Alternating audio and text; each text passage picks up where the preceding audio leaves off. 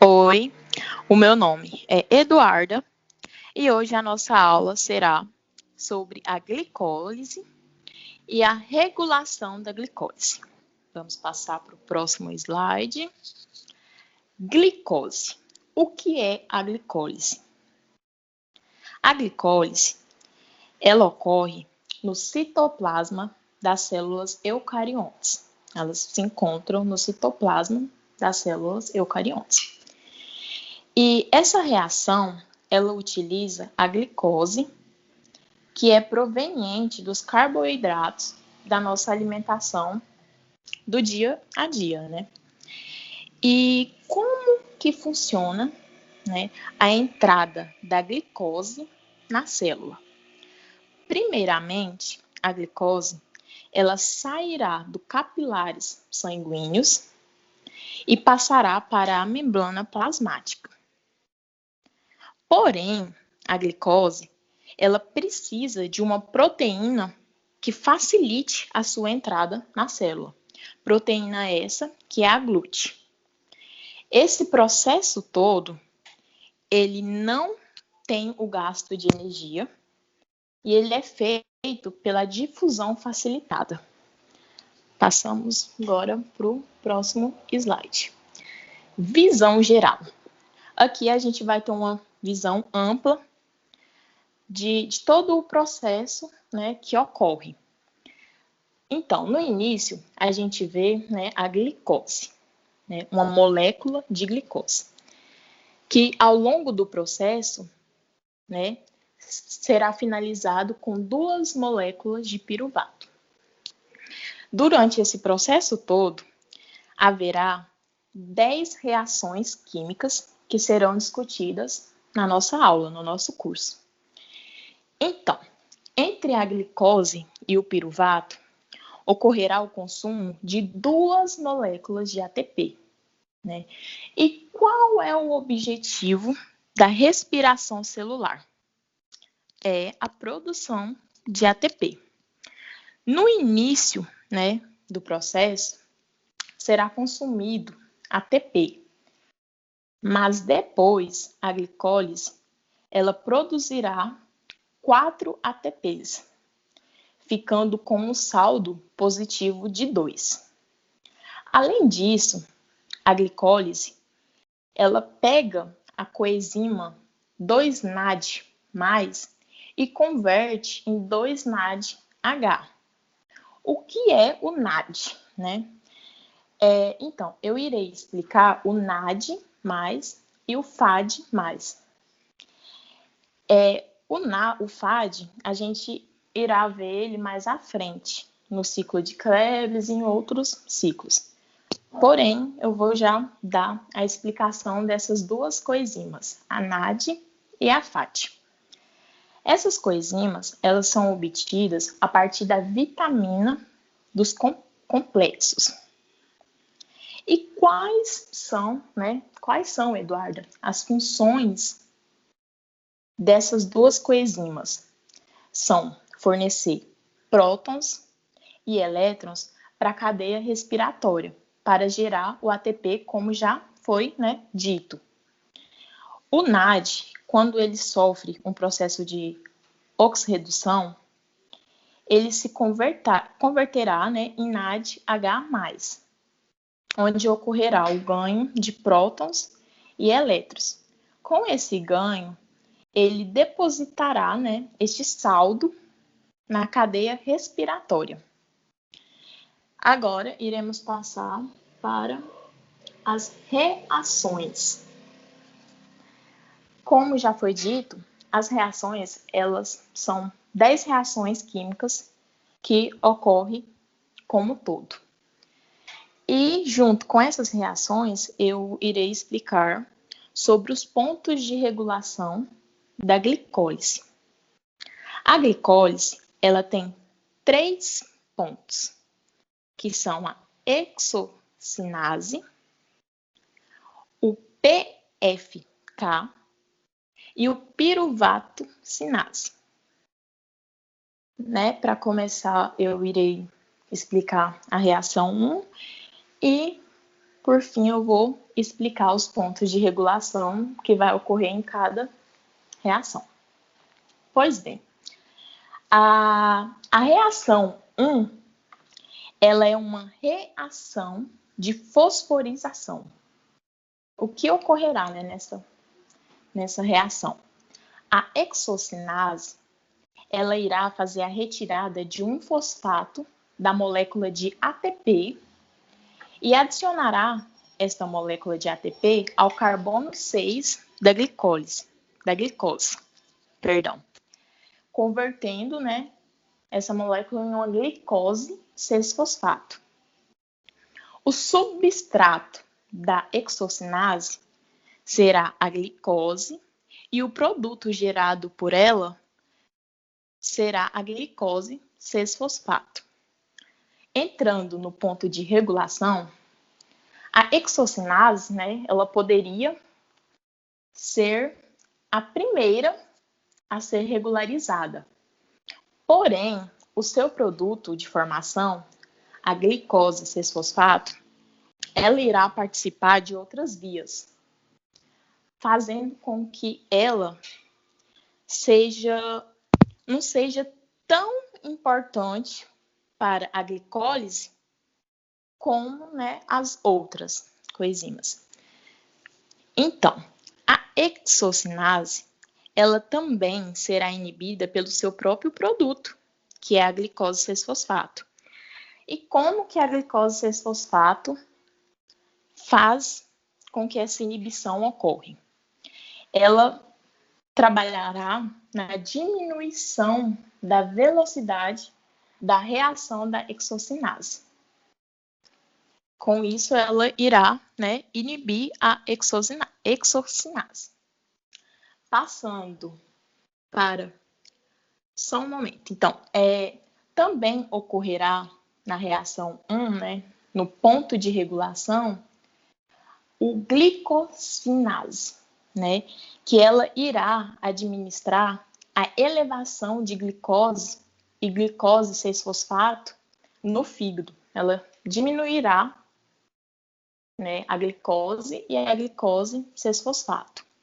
E ela será, como já foi dito, ela será a segunda enzima a ser regularizada. Passamos para a próxima reação, reação de número 2. Nesta reação, a fosfoglicose isomerase, ela irá converter a glicose 6-fosfato em seu isômero. Ela irá isomerar uma aldose em uma citose. A glicose 6-fosfato, com a influência do fosfoglicose isomerase, ela irá se converter em uma frutose 6-fosfato. O seu substrato será a glicose 6-fosfato e o produto gerado por ela será a frutose 6-fosfato. Passando para a próxima reação, reação de número 3. Então, essa reação, né, ela terá a sua enzima PFK como a enzima reguladora dos pontos de regulação. Ela é uma enzima muito importante. Vou estar explicando a reação. O PFK, ele tem a capacidade de fosforização também.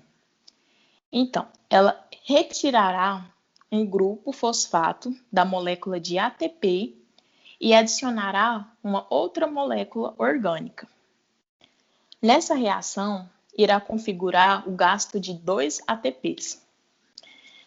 Então, a frutose 6-fosfato, como já foi dito, ela sofrerá uma fosforização por parte do PFK no seu carbono 6, convertendo a molécula em frutose 1,6-bifosfato.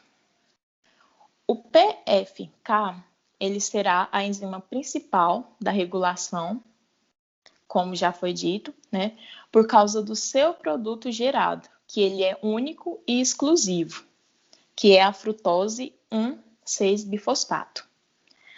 Nessa reação também, o PFK ele será inibido pelo ATP e pelo citrato. Vamos passar para a reação de número 4.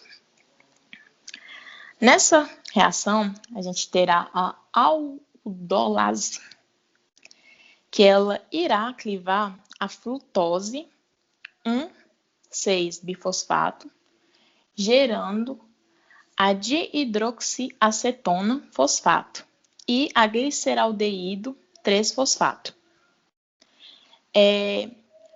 Porém, né, que objetiva, né, a geração vai gerar duas moléculas de 3 carbonos, de 3 átomos de carbono. Né? Como a gente pode ver no slide, com a clivagem gerará duas moléculas, a dihidroxiacetona fosfato e a gliceraldeído 3-fosfato. Vamos passar para a reação de número 5. Reação 5, né? Então, a gliceraldeído 3-fosfato, ela irá seguir a via. Porém, a dihidroxiacetona fosfato, ela será, né, convertida em gliceraldeído 3-fosfato. Como que ocorrerá isso? Então, a dihidroxiacetona fosfato, ela sofrerá uma ação da enzima triose fosfato isomerase. Né? Essa enzima, ela irá fazer uma organização, um rearranjo para organizar, né, essa molécula, e ela não irá converter essa reação de hidroxiacetona fosfato numa molécula de gliceraldeído 3-fosfato. Ela irá organizar, rearranjar essa molécula, né, de forma que ela vire um isômero, né, e a gente obterá a gliceraldeído 3-fosfato. Vamos passar para a reação de número 6. Então, a reação de número 6, é importante a gente frisar isso, ela ocorrerá, tudo o que ocorrerá a partir da reação 6, ocorrerá em duplicata, né? Porque, como a gente viu, na reação 4, ocorrerá a clivagem de duas moléculas. Pois bem, a reação 6, ela é uma reação de oxirredução, onde ocorre a corporação de um fosfato orgânico. O que é esse fosfato inorgânico? Ele está presente no organismo do ser humano e ele não possui ATP suficiente para se adentrar à molécula orgânica. Então, como que ele irá se adentrar à molécula orgânica, né? Para que ele possa adentrar, o fosfato inorgânico, ele entra na molécula gliceraldeído 3-fosfato. A gliceraldeído 3-fosfato, né, ela terá que oxidar para que o fosfato inorgânico entre na célula. E com essa oxidação do gliceraldeído 3-fosfato, a coenzima NAD+, é reduzida em NADH+.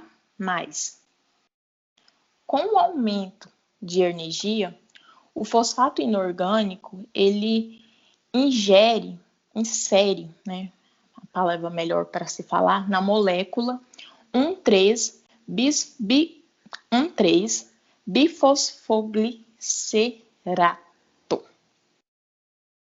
A enzima gliceraldeído 3-fosfato desidrogenase, ela é muito importante, pois será ela que irá reduzir o gliceraldeído 3-fosfato para que possa ocorrer todo o processo, né, de entrada do fosfato inorgânico na molécula e assim a coenzima NAD+ ser reduzida em NADH+, né? A NAD+, ela é reduzida em NADH+. Então, vamos passar agora para a reação de número 7. A reação de número 7 vale denotar, só um momento, vamos voltar à reação número 6, que, né, foi tudo explicadinho. Vamos para a reação de número 7. A reação de número 7, ela promove uma fosforização no nível substrato. A enzima fosfoglicerato quinase, ela irá fosforizar o fosfato do carbono 1 do 1,3-bifosfoglicerato. E essa molécula de ADP, ela se converterá em uma molécula de ATP, formando o 3-fosfoglicerato. Pois bem, aqui, né, como foi dito na explicação, haverá o ganho de um ATP pela molécula de ADP. Passando para a reação de número 8. Pois bem, a enzima fosfoglicerato mutase, ela irá retirar o fosfato do carbono 3 da molécula 3-fosfoglicerato e ela passará para o carbono 2 da molécula 2, né, formando a molécula 2-fosfoglicerato, né? E a gente pode dizer que nessa reação 8, ela ocorrerá uma estabilidade muito grande, muito grande. Passando para a reação de número 9.